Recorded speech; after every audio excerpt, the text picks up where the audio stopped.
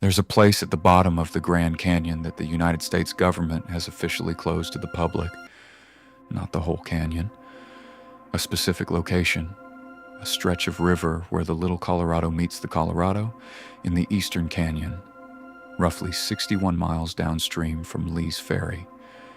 You cannot hike there without a permit that is almost never issued. You cannot boat there without NPS authorization. You cannot fly there. It sits in a no-fly zone established under the canyon's airspace restrictions. If you arrive by any means and are found there, you will be removed. The official reason is resource protection and public safety. The Hopi people have a different name for that place. They call it Sipapuni. And according to a tradition that has been passed down continuously for more than 1,000 years, through oral history, through ceremony, through the architectural language built into every kiva ever constructed by a Pueblo people. The Sipapuni is the exact location where humanity climbed out of the underworld and entered the world we live in today, not as metaphor, not as a spiritual abstraction, as a literal, physical, specific, locatable event that happened at a specific, physical, locatable place. A travertine dome of pale mineral deposited rock, roughly 75 feet across, still sitting on the floor of the eastern Grand Canyon where the Little Colorado flows into the Colorado River, visible today on Google Earth if you know where to look. The Hopi have been going there for 1,000 years. They were blocked from going there for most of the 20th century. And what they say happened at that spot, what they say still passes through it, is one of the oldest, most internally consistent, and most detailed origin accounts in the indigenous world. This is what the Hopi said was beneath the Grand Canyon. To understand the Sipapuni, you have to understand the Hopi's view of history. Because in Hopi cosmology, the world we live in is not the first world, it is the fourth. The first world was created and eventually destroyed. The people who survived went underground. They lived there until a new world was ready, then emerged into the second world. The second world was also destroyed, underground again. Then the third world, more complex, more populated, eventually corrupted by conflict and violence. The Hopi oral tradition describes the third world ending in a great flood. The faithful were sealed into hollow reeds by Spider Grandmother, a divine figure who appears across Pueblo origin stories as the guide and protector of the people during transition. Those hollow reeds became boats or tunnels. The versions differ slightly depending on which Hopi village tells the story, but what they agree on is what came next. The people climbed upward, through the earth, through the opening, the Sipapuni, into this world, the fourth. And at the top, waiting for them, was a figure called Masaw. Masaw is one of the stranger and more powerful figures in Hopi theology. He is the god of death, the god of fire, and the guardian of the earth's surface. He is described in some accounts as wearing a mask covered in blood. He's not a comfortable deity, but he permitted the people to settle on the land on one condition, that they follow his way of life, serve as stewards of the earth, and remember where they came from.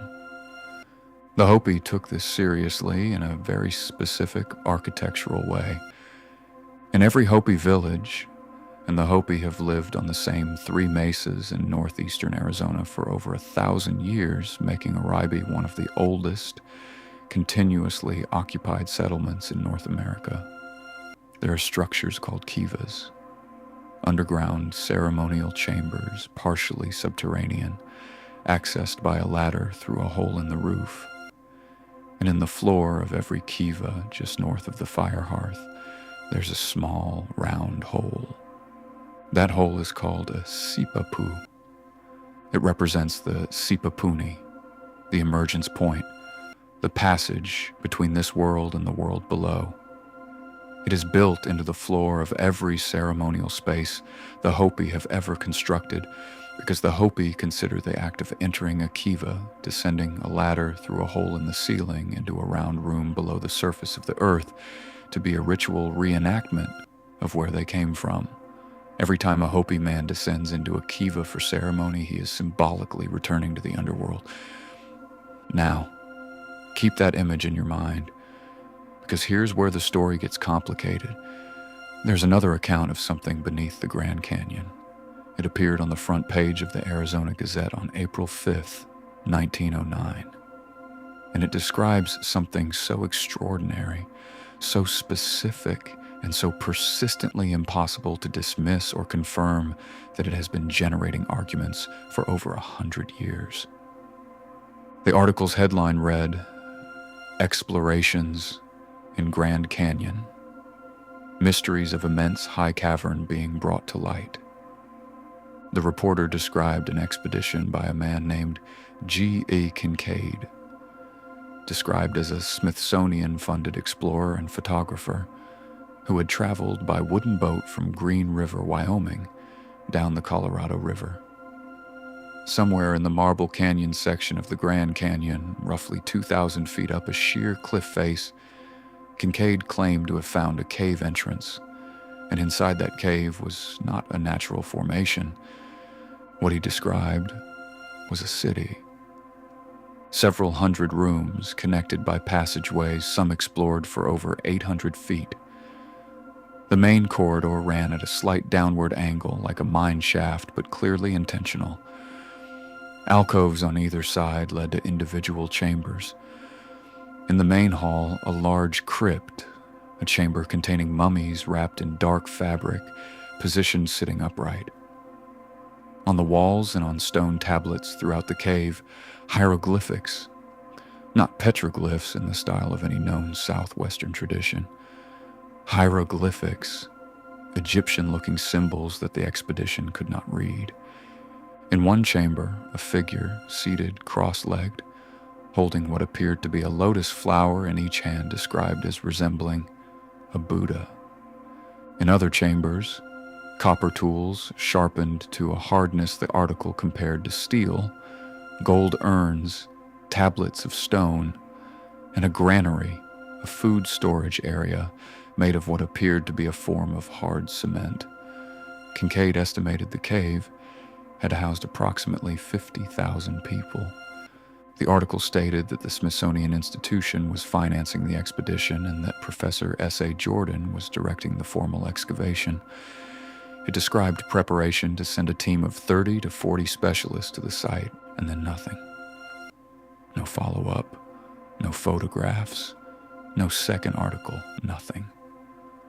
The Coconino Sun, a competing Arizona paper, published a brief note after the Gazette story saying the discovery sounded like the work of a notorious hoaxer of the era, a traveling salesman named Joe Mulhattan, who was known across the country for planting elaborate fake news stories in local newspapers. The note read, simply, that anyone who knew the Grand Canyon would recognize this story as the work of someone with a very good imagination and a very poor understanding of what it takes to actually reach a cliff face 2,000 feet above the Colorado. The Smithsonian Institution has received inquiries about the Kincaid story continuously since 1909. Their position, confirmed in a 2000 email response to a researcher, is unambiguous. No record exists of G.E. Kincaid. No record exists of Professor S.A. Jordan. No expedition to the Grand Canyon matching this description was ever commissioned, funded, or conducted by the Smithsonian. No artifacts from such a discovery are in their collection. The story is a fabrication. That is the official position, and the arguments against it.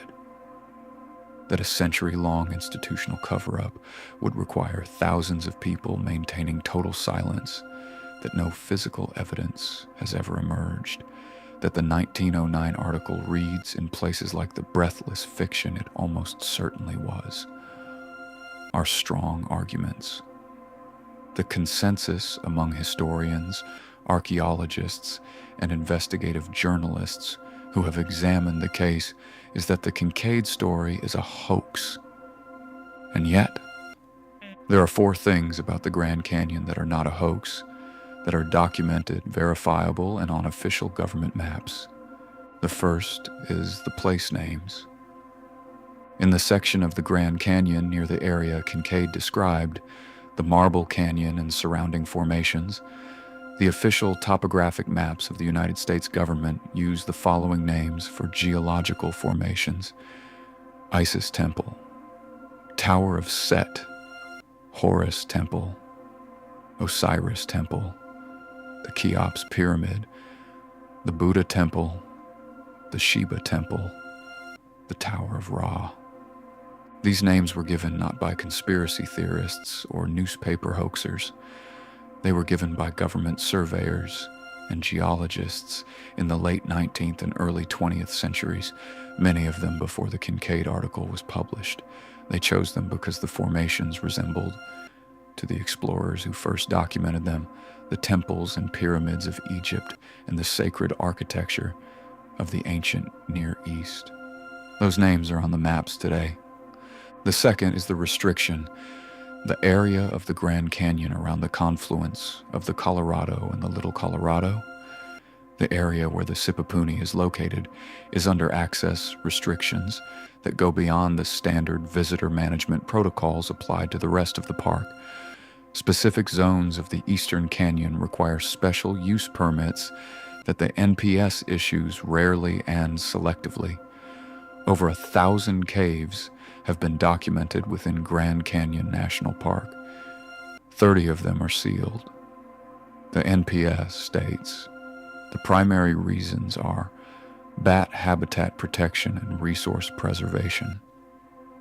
Critics of that explanation point out that 30 caves is a very specific number to seal, and that the sealed caves are not evenly distributed across the canyon. The third is the Hopi, and this is where the Kincaid story, whatever it actually is, intersects with something that cannot be called a hoax. The Hopi's relationship to the Grand Canyon is not a legend in the folkloric sense. It is an active, living, continuously practiced religious and cultural relationship. The Hopi Cultural Preservation Office, a department of the Hopi tribal government, maintains formal records of clan migration routes across the Southwest, many of which converge on the canyon. Former director Lee Kuanwisiuma has stated publicly that the canyon is not an ancient memory for the Hopi. It is their present.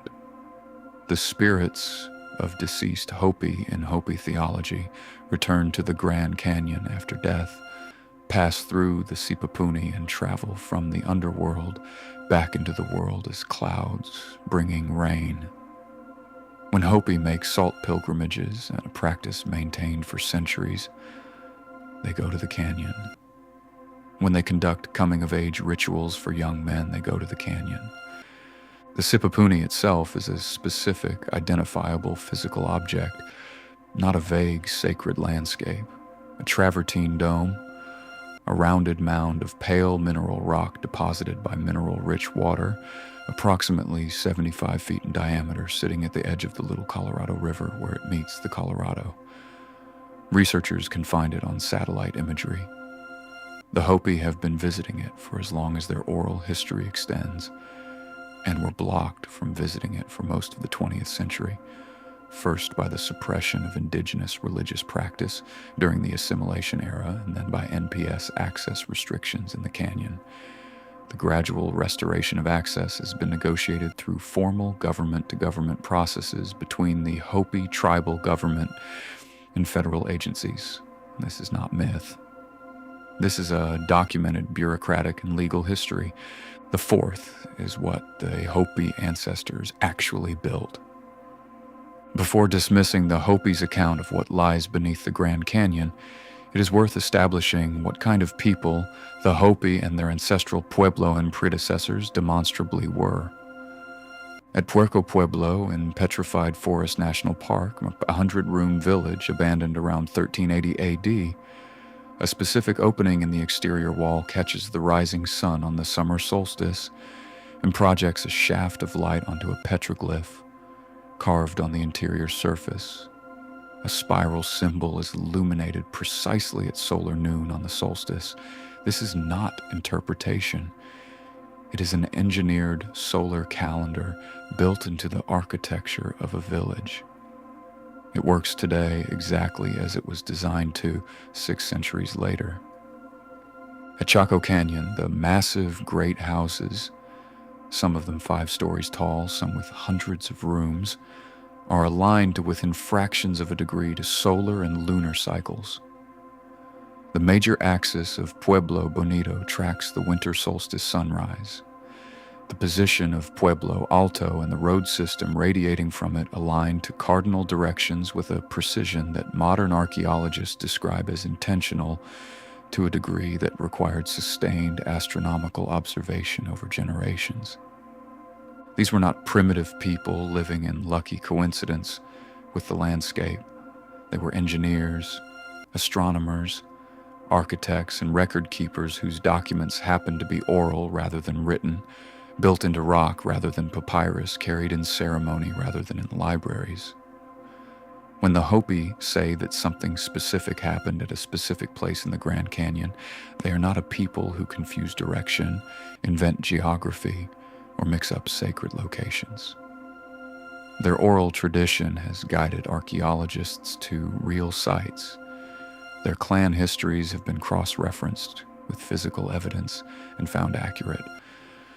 So when they say the Sipapuni is where the entrance to the underworld is, what are they actually describing?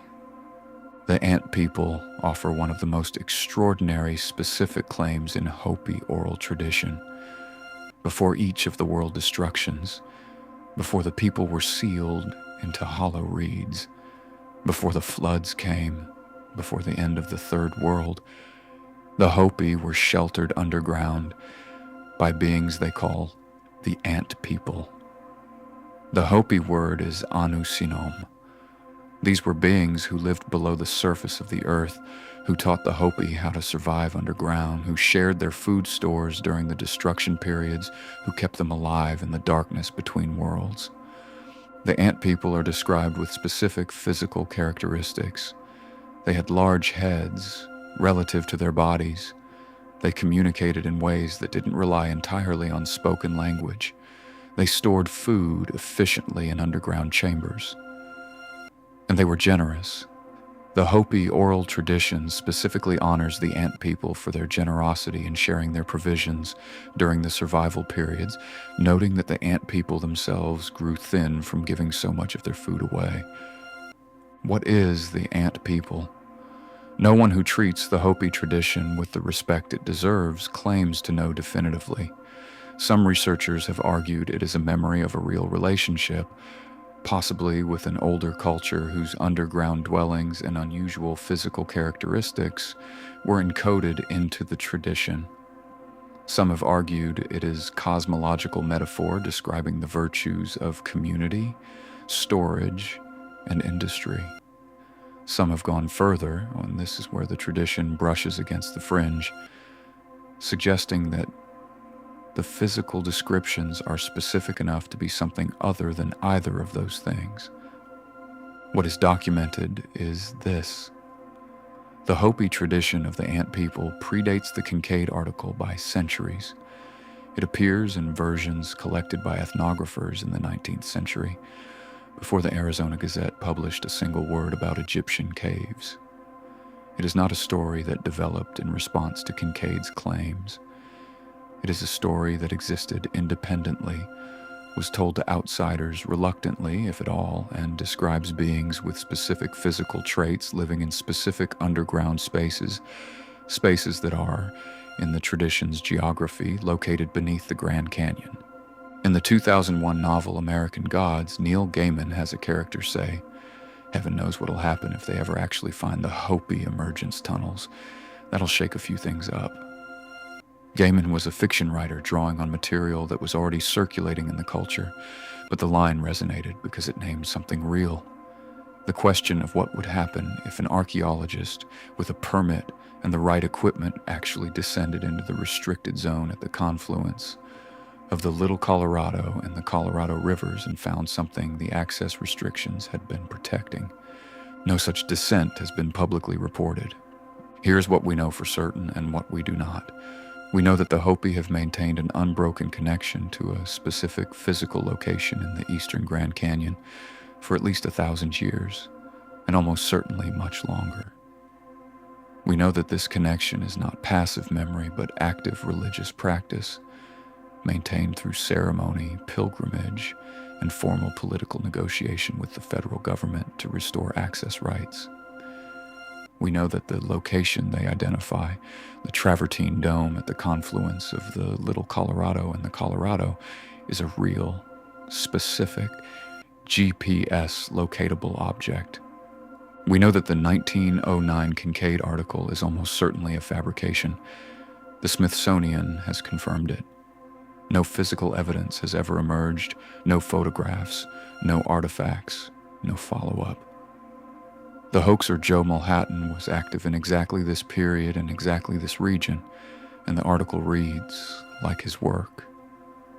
We know that the Egyptian and Hindu place names on the official government maps of the Grand Canyon predate the Kincaid article by years in some cases, were given by government surveyors, and are clustered in the same section of the canyon as the Sipapuni.